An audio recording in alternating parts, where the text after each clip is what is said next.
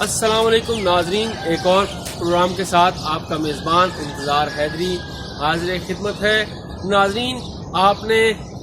ہمالیہ سے بلند اور سمندر سے گہری پاکستان اور چین کی دوستی کے بارے میں سنا ہے اور یہ جملہ بہت مشہور ہے، لیکن آج ہم آپ کو بتاتے ہیں کہ ہمالیہ سے بلند اور سمندر سے گہری دوستی یہ کس طرح سے اقتصادی تعلقات میں تبدیل ہو رہی ہے، اور جو گزشتہ 10 سے 12 سالوں سے کوششیں ہو رہی تھیں سی پیک کے ذریعے، وہ کام اب کہاں تک پہنچا ہے، اور سی پیک کے کون کون سے فوائد ہیں اور کون کون سے پسماندہ علاقے جو ہیں انہیں اس سی پیک کے ذریعے ترقی ملنے والی ہے۔ تو ہمارے ساتھ چلیے، ہم آپ کو دکھاتے ہیں سی پیک کا روٹ خنجراب سے لے کے گوادر تک عظیم دوستی کی عظیم مثال۔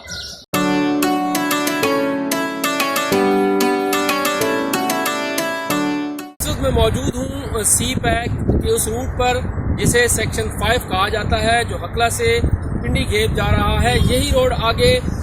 ڈی آئی خان تک جائے گا، اور سی پیک کا مغربی روٹ میں یہی ہے۔ چین کی سب سے جو مرکزی شاہراہ ہوگی جسے گوادر تک جانا ہے، وہ یہی شاہراہ ہوگی۔ سی پیک کے مغربی روٹ پر تحریک انصاف کی حکومت کے آنے کے بعد کچھ عرصہ کام تعطل کا شکار رہا یا پھر سست روی کا شکار رہا۔ البتہ ایک مرتبہ پھر اس روٹ پر کام کی رفتار تیز ہو گئی ہے۔ دراصل سابق دور میں نون لیگ پر یہ الزام عائد کیا جاتا رہا ہے کہ اس نے پنجاب سے گزرنے والے مشرقی روٹ کی طرف تو توجہ دی، مگر مغربی روٹ جو انتہائی اہمیت کا حامل تھا اس سے صرف نظر کیا۔ سی پیک نے گزشتہ سال مکمل ہونا تھا، لیکن ابھی تک اس پر کام مکمل نہیں ہوا، اور جس میں یہ بتایا جاتا ہے کہ جہاں پر کچھ تکنیکی وجوہات ہیں وہاں پہ کچھ دباؤ بھی ہے، اور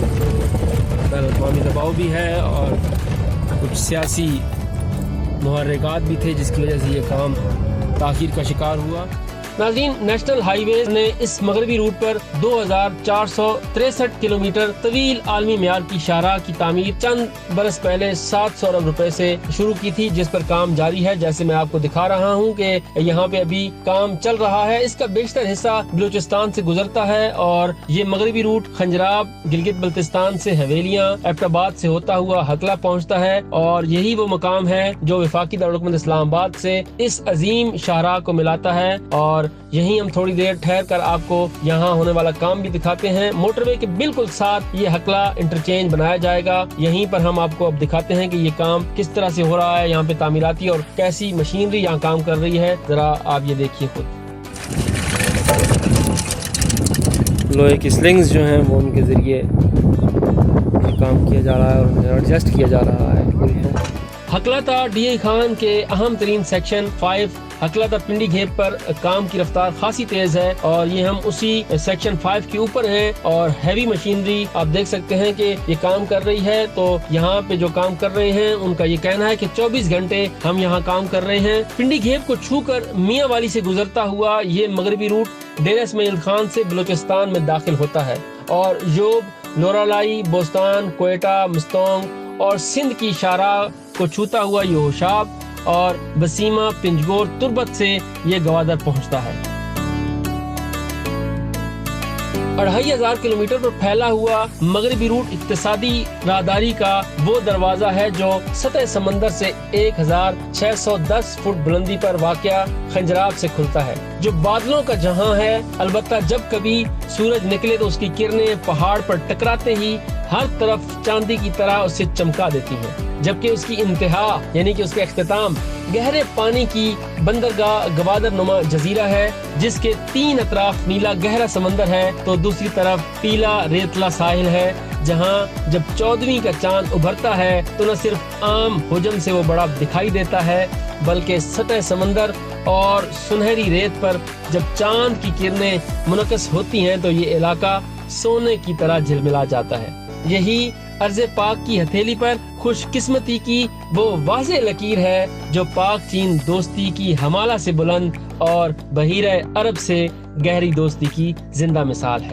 اور یہی مثال اب ہمالہ کو بحیرہ عرب سے ملانے جا رہی ہے۔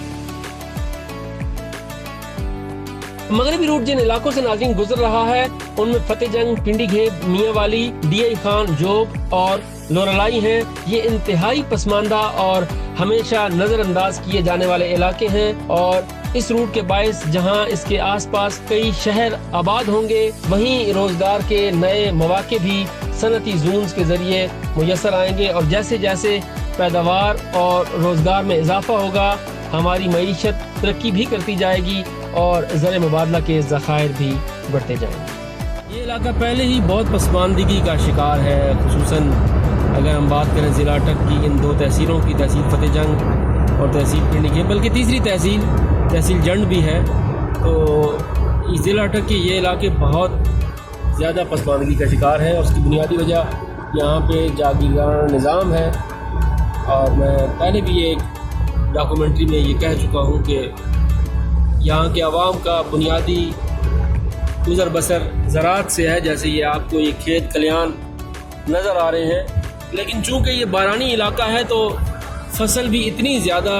یہاں نہیں ہوتی جتنی پنجاب کے دیگر حصوں میں ہوتی ہے، اور زراعت کے بعد جو دوسرا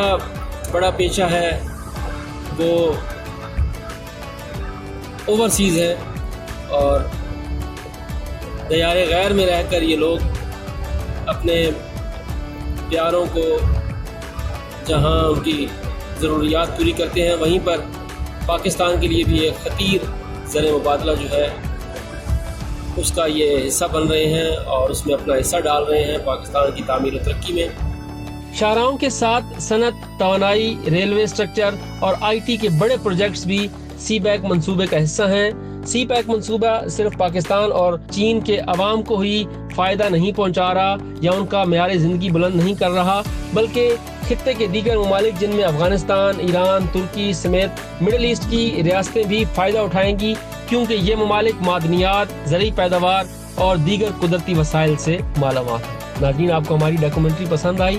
تو اسے شیئر کیجئے، اور ہمارا چینل اگر آپ نے سبسکرائب نہیں کیا تو اسے سبسکرائب بھی کیجئے، اور ہمیں شکریہ کا موقع بھی فراہم کیجئے، اور اپنی رائے کا اظہار البتہ ضرور